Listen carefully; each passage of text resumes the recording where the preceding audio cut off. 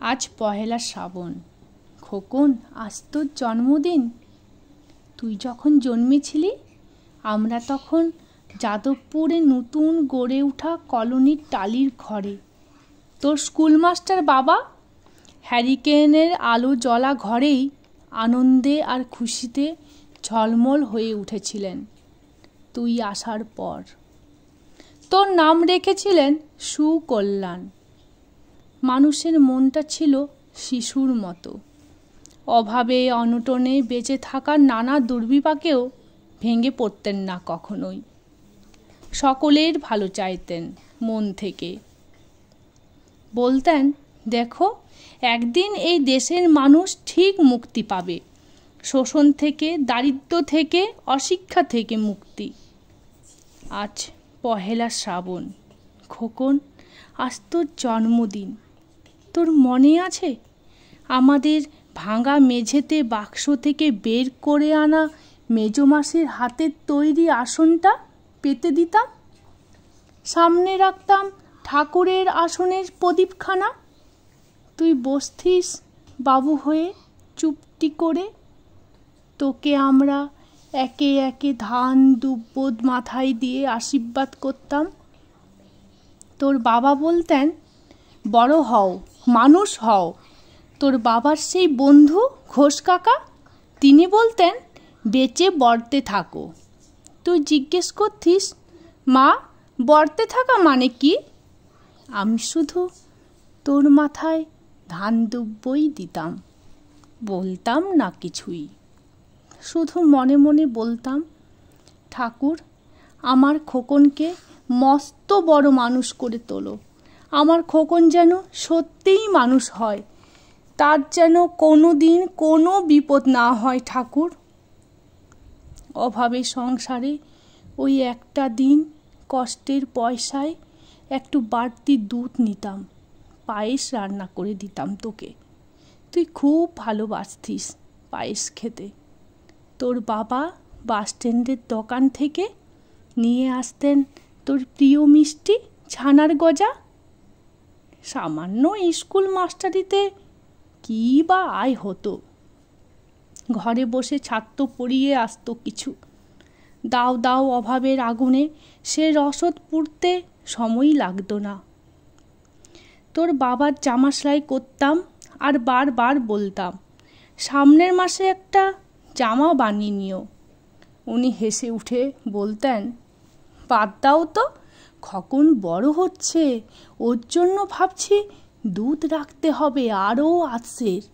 দুধে শক্তি বাড়ে, বুদ্ধি বাড়ে। শক্তি আর বুদ্ধি না হলে তোমার খোকন মস্ত বড় মানুষ হয়ে উঠবে কি করে? ভাবছি আরও দুটো টিউশনি নেব। ছাত্র পড়িয়ে পড়িয়ে মানুষটা দিনের শেষে একেবারে ক্লান্ত হয়ে যেতেন। রাতের অন্ধকারে উঠোন জুড়িয়ে জোনাকির ব্যস্ততা, আর ঘরে তোর পড়া মুখস্থ করার একটানা সুর আমাদের কলোনির ভাঙা জোড়া বাড়িটাকে জীবন্ত করে রাখত। মাঝে মাঝেই তখন বলতেন আমায়, খাওয়া দাওয়া একটু করো, তোমার চেহারাটা দিন দিন বড্ড ভেঙে যাচ্ছে।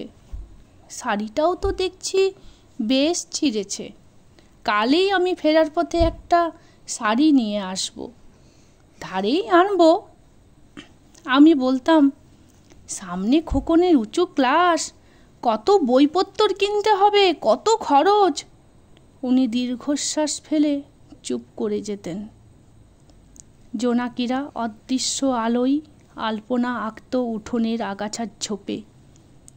আবহ সঙ্গীতের মতো তুই ঘরে বসে পড়া মুখস্থ করতিস, ইতিহাস, ভূগোল, গ্রামার। ঈশ্বর আমাদের নিরাশ করেননি। তুই কত বড় হলি, সব পরীক্ষায় কত ভালো ফল হলো তোর। তোর বাবা বলতেন, আরও পড়ো, উচ্চ শিক্ষায় উচ্চ সম্মান অর্জনের একমাত্র পথ।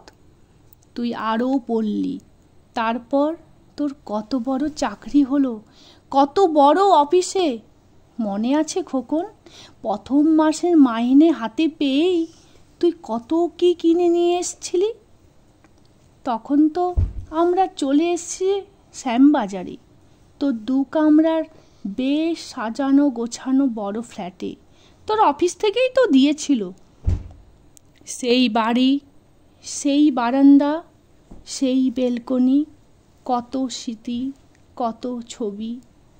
ওই বাড়িতেই তো আশ্বিনের ঝড়ো বিকেলে, তোর মনে আছে খোকন, তোর বাবা যেদিন চলে গেলেন মনে আছে? তুই বাবার বুকের উপর পড়ে কাঁদছিলিস হাপুস নয়নে। সদ্য স্বামীহারা আমি সেদিন তোর সেই অসহায় মুখ দেখে আরও বেশি করে ভেঙে পড়েছিলাম। তোকে বুকে টেনে নিয়েছিলাম, ছোটবেলার মতো বলেছিলাম, কাঁদিস না খোকন, আমি তো আছি।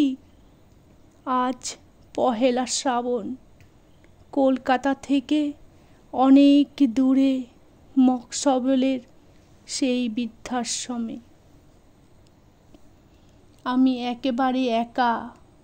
খোকন, তোকে বড় দেখতে ইচ্ছে করছে রে, তোকে, বৌমাকে আর ছোট্ট বিল্টুকে।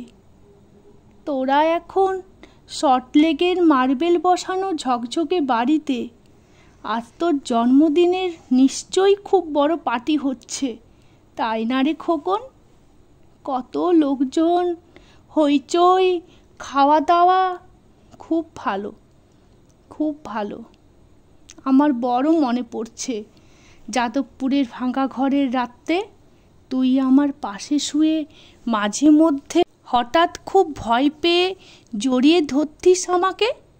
আমি বলতাম, ভয় কী রে, আমি তো আছি, মা তো আছে খোকনের। যার মা থাকে তাকে কি ভূতে ধরে?